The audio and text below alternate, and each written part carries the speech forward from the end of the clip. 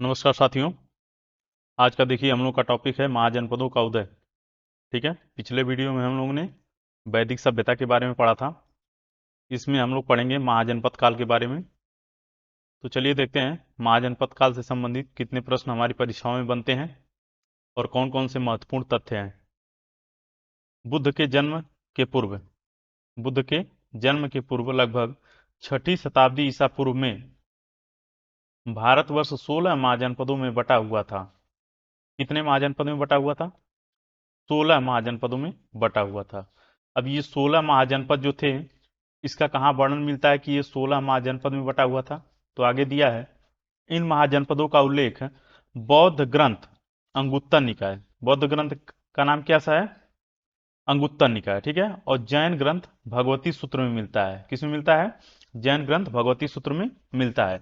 तो महाजनपद काल के बारे में जानकारी, जो महाजनपद 16 महाजनपदों की जानकारी हमको बौद्ध ग्रंथ के अंगुत्तर निकाय, ये भी प्रश्न बनता है, और जैन ग्रंथ के भगवती सूत्र में मिलता है। ठीक है, इन दोनों को हम लोग याद रखेंगे।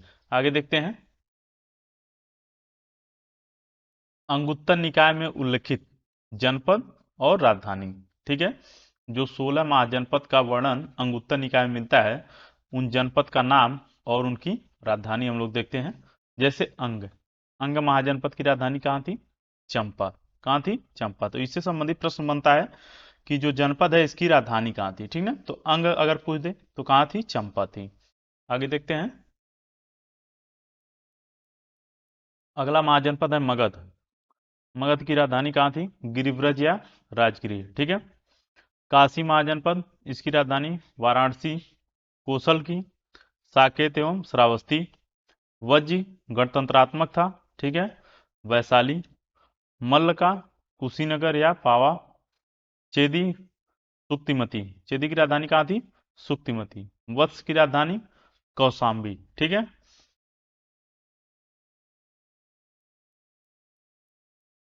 पूर्व महाजनपद की राजधानी इंद्रप्रस्थ थी।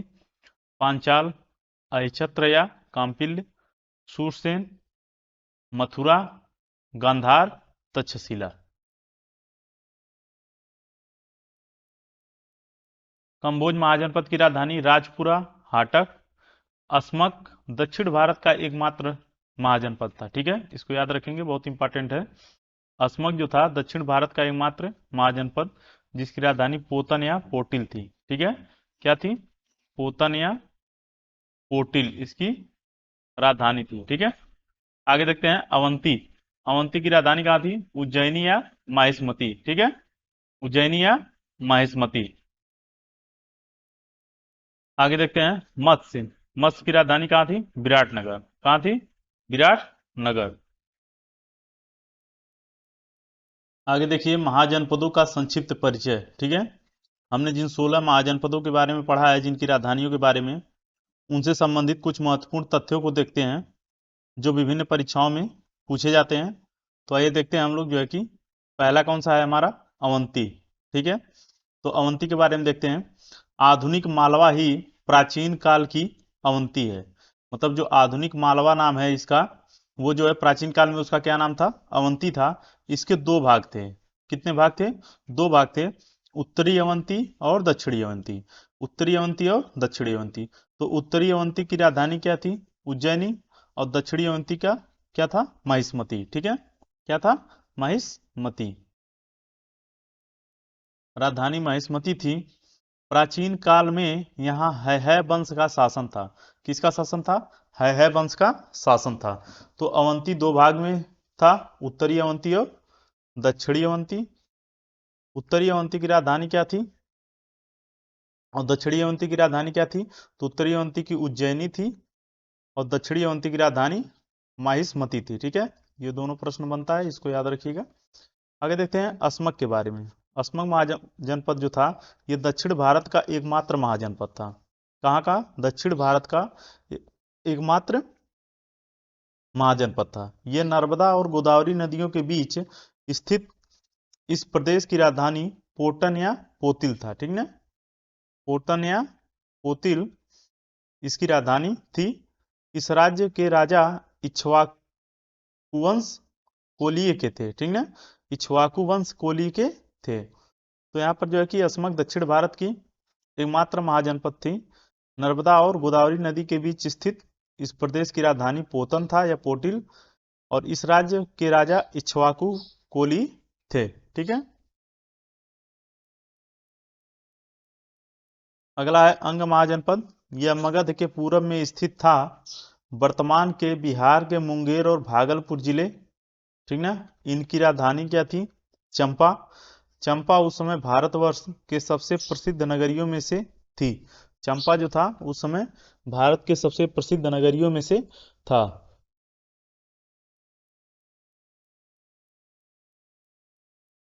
मगध और अंग मगध और अंग के बीच हमेशा संघर्ष होता रहता था, और अंत में मगध के बिंबिसार इस राज्य को पराजित कर अपने में मिला लिया। ठीक ना। मगध और अंग के बीच हमेशा संघर्ष होता रहता था, तो अंत में मगध का शासक कौन था? बिंबिसार। इसने इस राज्य को पराजित करके अपने में मिला लिया था। ठीक ना। तो इसका उल्लेख कहाँ मिलता है? इसका प्रथम उल्लेख जो मिलता है वो अथर्ववेद में मिलता है। कहाँ मिलता है? किस वेद में? अथर्ववेद में इसका उल्लेख मिलता है कि बिंबिसार ने अंग को पराजित करके अपने राज्य में मिला लिया था। ठीक है। अगला देखते हैं, कंबोज महाजनपद। गांधार कश्मीर के उत्तर आधुनिक पामीर का पठार था। गांधार कश्मीर के उत्तर आधुनिक पामीर का पठार था। उसके पश्चिम बदख्शा प्रदेश कंबोज महाजनपद कहलाता था। हाटक या राजापुर इस राज्य की राजधानी थी। तो कंबोज की राजधानी क्या थी? हाटक या राजापुर। ठीक ना, इस राज्य की राजधानी थी। अगला है काशी। अगला महाजनपद क्या नाम है? काशी देखते हैं। काशी की राजधानी कहाँ थी? वाराणसी, जो वरुणा और असी नदियों की संगम पर बसी थी। कहाँ पे बसी थी? वरुणा और असी नदियों की संगम पर बसी थी। वर्तमान की वाराणसी व आसपास का क्षेत्र इसमें सम्मिलित रहा था। 23वें जैन तीर्थंकर पार्श्वनाथ के पिता, क्या नाम था उनका? अश्वसेन, काशी के राजा थे। ठीक है।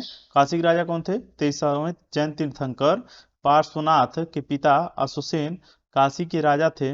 इसका कोसल राज्य के साथ संघर्ष रहता था। इसका किस राज्य के साथ संघर्ष रहता था? तो काशी का कोसल राज्य के साथ संघर्ष रहता था। ठीक ना। इसकी राजधानी क्या थी? वाराणसी थी।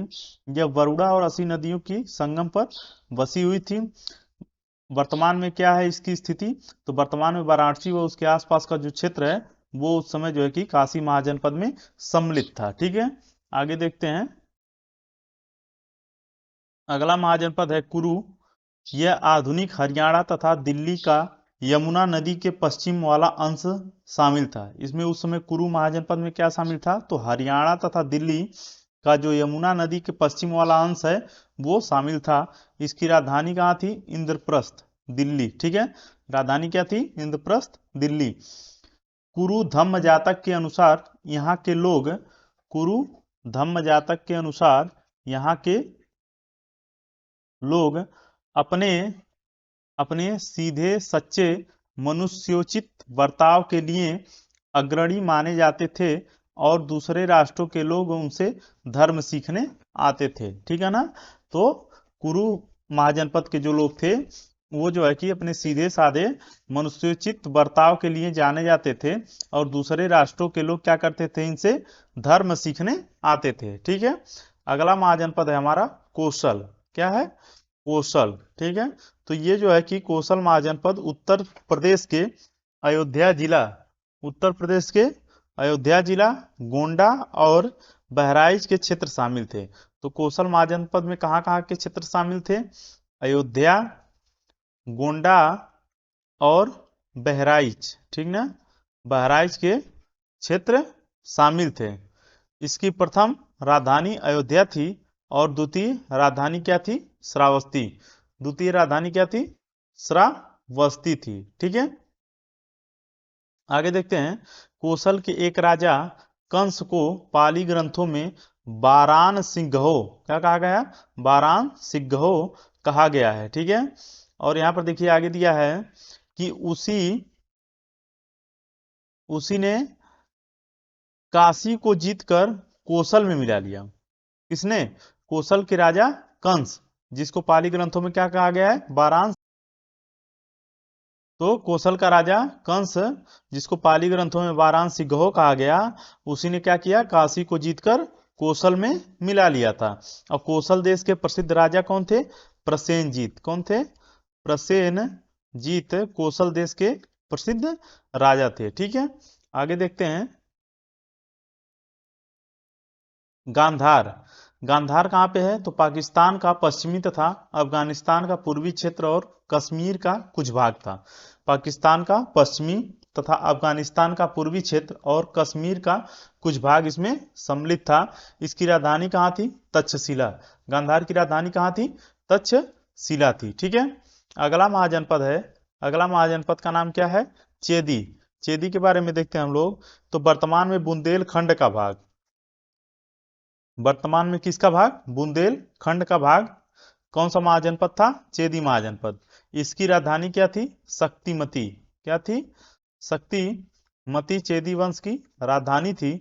इस राज्य का उल्लेख कहाँ पे है, महाभारत में। ठीक ना, अगर ये पूछ दे कि कौन सा ऐसा महाजनपद है जिसका उल्लेख महाभारत में है, तो चेदी राजवंश का उल्लेख कहाँ पे है, महाभारत में है। ठीक ना, और यहाँ का शासक कौन था, तो शिशुपाल। शिशुपाल यहाँ का क्या था, प्रसिद्ध राजा था। ठीक ना, चेदी वंश का प्रसिद्ध राजा कहाँ कौन था, शिशुपाल था। ठीक ना, ये चेदी वंश बुंदेलखंड का एरिया था। ठीक है, और इसका उल्लेख जो है कि महाभारत में मिलता है। अगला देखिए हम लोग का बज्जी। तो बज्जी महाजनपद के बारे में हम लोग देखते हैं। तो बज्जी महाजनपद में देखिए दिया है कि यहाँ पर जो है कि यह 8 गणतांत्रिक कुलों का संघ था। कितने गणतांत्रिक कुलों का संघ था, वज्र 8 गणतांत्रिक कुलों का संघ था, जो उत्तर बिहार में गंगा के उत्तर में अवस्थित था। कहाँ पे था, उत्तर बिहार में गंगा के उत्तर में अवस्थित था, तथा जिसकी राजधानी क्या थी, वैशाली थी। ठीक ना, तो वज्र संघ की राजधानी कहाँ थी, वैशाली थी।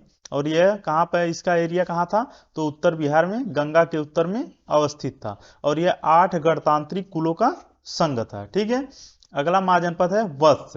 इसके बारे में देखते हैं हम लोग। उत्तर प्रदेश के प्रयाग, कहाँ पे, उत्तर प्रदेश के प्रयाग, आधुनिक प्रयागराज, ठीक है, के आसपास केंद्रित था। इसका क्षेत्र कहाँ पे था, तो उत्तर प्रदेश का जो प्रयागराज है उसके आसपास क्षेत्र इसका केंद्रित था। पुराणों के अनुसार राजा निक्षु, कौन थे, निक्षु ने यमुना नदी के तट पर अपने राज्यवंश की स्थापना की थी। कहां पर, यमुना नदी के तट पर अपने राज्यवंश की स्थापना की थी। देखिए अगला महाजनपद है पांचाल। पांचाल महाजनपद का एरिया कौन सा था, तो पश्चिमी उत्तर प्रदेश के पास का एरिया था। ठीक है, यहीं पर पांचाल महाजनपद केंद्रित था। पांचाल की 2 शाखाएं थी, कौन, उत्तरी और दक्षिणी। कौन थी, उत्तरी और दक्षिणी। तो उत्तरी पांचाल की राजधानी क्या थी, अहिछत्र, और दक्षिणी पांचाल की राजधानी क्या थी, कांपिल्य। दक्षिणी पांचाल की राजधानी कांपिल्य और उत्तरी पांचाल की राजधानी क्या थी, अहिछत्र थी। ठीक है, अगला महाजनपद है मगध। तो मगध जो है कि ये कहाँ था, दक्षिण बिहार के पटना व गया जिले पर स्थित था। कहाँ पर स्थित था, तो दक्षिण बिहार के पटना और गया जिले पर स्थित था। और इसकी अगर हम प्रारंभिक राजधानी की बात करेंगे, तो इसकी प्रारंभिक राजधानी कहाँ थी, राजगीर थी। कहाँ थी, राजगीर थी, जो चारों तरफ से पर्वतों से घिरी थी, होने के कारण गिरिब्रज के नाम से भी जानी जाती है। तो राजगीर को हम लोग किस नाम से जानते हैं, गिरिब्रज के भी नाम से जाना जाता है, क्योंकि ये चारों तरफ से पर्वतों से घिरा हुआ था। मगध की स्थापना बृहद्रथ ने की, और बृहद्रथ के बाद जरासंध यहाँ का शासक बना था। तो मगध की स्थापना कौन किया था, बृहद्रथ ने किया था। कौन किया था, बृहद्रथ ने किया था। उसके बाद कौन यहाँ का शासक बना था, तो जरासंध यहाँ का शासक बना था। और देखिए शतपथ ब्राह्मण में, ठीक ना, शतपथ ब्राह्मण में इसे कीकट कहा गया। क्या कहा गया है, कीकट कहा गया है। किसमें, शतपथ ब्राह्मण में। मगध सभी महाजनपदों में सबसे शक्तिशाली महाजनपद के रूप में जाना जाता है। तो अगर ये प्रश्न बन जाए आपका कि सबसे शक्तिशाली महाजनपद कौन था 16 महाजनपदों में, तो मगध महाजनपद था। ठीक है, भविष्य में जाकर चंद्रगुप्त मौर्य ने घनानंद को हराकर, घनानंद किस वंश का शासक था, नंद वंश का, और नंद वंश का संस्थापक कौन था, महापद नंद। तो चंद्रगुप्त मौर्य ने, जो मौर्य वंश का संस्थापक माना जाता है, ये जो है कि घनानंद को हराया था, और वह मगध व संपूर्ण भारतवर्ष का प्रतापी शासक बना था। ठीक ना, तो यहाँ पर जो है कि घनानंद को किसने हराया था, चंद्रगुप्त मौर्य ने हराया था और वह मगध व संपूर्ण भारतवर्ष का सबसे प्रतापी शासक बना था। कौन? चंद्रगुप्त मौर्य। ठीक ना, किसको हराकर? तो घनानंद को हराकर। अगला है हम लोगों का कौन सा है? तो मत्स्य। कौन सा महाजनपद है? मत्स्य महाजनपद के बारे में देखने वाले हैं। तो देखिए मत्स्य महाजनपद की जानकारी करते हैं। इसमें राजस्थान के अलवर, इसमें कौन सा एरिया था? तो राजस्थान का अलवर, भरतपुर तथा जयपुर जिला के क्षेत्र शामिल थे। तो अलवर, भरतपुर और जयपुर जिला के क्षेत्र शामिल थे। और इसकी राजधानी क्या थी? विराटनगर। मत्स्य महाजनपद की राजधानी क्या थी? विराटनगर इसकी राजधानी थी। ठीक है, अगला महाजनपद है हम लोगों का, अगला महाजनपद कौन सा है? मल्ल। कौन सा महाजनपद है? मल्ल महाजनपद। ठीक है, तो मल्ल महाजनपद के बारे में देखते हैं हम लोग। यह भी क्या था? एक गण संघ था। क्या था? गण संघ था। मल्ल महाजनपद जो था वो एक गण संघ था और जो गोरखपुर के आसपास था। कहाँ था? गोरखपुर के आसपास था। मल्लों की दो शाखाएं थी। मल्ल की भी कितनी शाखाएं थी? दो शाखाएं थी। इनकी एक राजधानी कौन सी थी? कुशीनारा, जो वर्तमान में कुशीनगर है, और दूसरी राजधानी क्या थी? पावा, जो वर्तमान में कौन सा नगर है? फाजिल नगर है। क्या नाम है इसका? फाजिल नगर। ठीक है, तो यहाँ पर जो है कि मल्लों की दो शाखाएं थी, एक की राजधानी कुशीनारा और दूसरे की राजधानी फाजिल नगर, जो उस समय पावा के नाम से या पाव के नाम से जानी जाती थी। ठीक है, अगला महाजनपद है हम लोगों का, अगला महाजनपद देखते हैं सूरसेन या सूरसैनी। कौन सा महाजनपद है? सूरसेन या सूरसैनी। इसकी राजधानी कहाँ थी? तो मथुरा। सूरसेन वंश का राजधानी कहाँ था? तो मथुरा था। और ये जो है कि कुरु महाजनपद, ठीक है, ये कुरु महाजनपद के दक्षिण में स्थित था। कहां पे स्थित था? तो कुरु महाजनपद के दक्षिण में स्थित था। ठीक है, बौद्ध ग्रंथों के अनुसार अवंती पुत्र यहाँ का राजा था। कौन था राजा? अवंती पुत्र यहाँ का राजा था। पुराणों में मथुरा के राजवंश को सूरसैनी वंश कहा गया। देखिए कहां पे कहा गया इसको? हम तो सूरसेन या सौरसेनी, इसको दोनों नाम से जाना जाता है। और सौरसेनी वंश इसको कहा कहा गया है? तो पुराणों में इसको कहा गया है। ठीक ना, पुराणों के अनुसार ये क्या था? सूरसैनी वंश था। ठीक है, चलिए आगे देखते हैं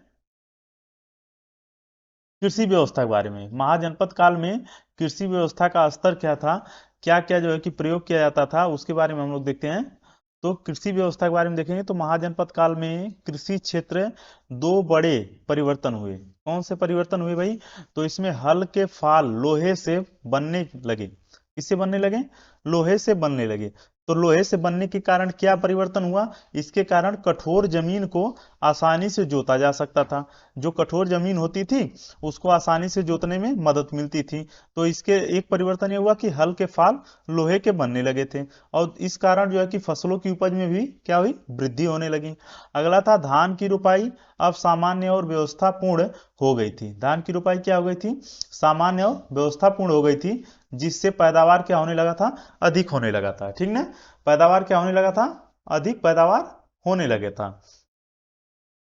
और किसी क्षेत्र में आगे देखते हैं पैदावार अधिक होने लगा। उसके बाद क्या हुआ? कृषि क्षेत्र में समृद्धि से राज्यों के कर और आय में वृद्धि होने लगी। ठीक ना, तो किसी क्षेत्र में जब समृद्धि हुआ तो उसके बाद राज्यों के कर और आय में वृद्धि होने लगा और महाजनपदों की सैन्य शक्ति में भी वृद्धि हुई थी। ठीक ना, क्या हुआ था? महाजनपदों के सैन्य शक्ति में भी वृद्धि हुआ था। ठीक है, तो आज हम लोगों ने जो है कि महाजनपद काल में के बारे में हम लोगों ने पढ़ लिया। अगले टॉपिक हम लोग अगला टॉपिक हम लोग क्या पढ़ेंगे? तो बौद्ध धर्म के बारे में पढ़ेंगे। ठीक है, किसके बारे में पढ़ेंगे? बौद्ध धर्म के बारे में पढ़ेंगे। धन्यवाद।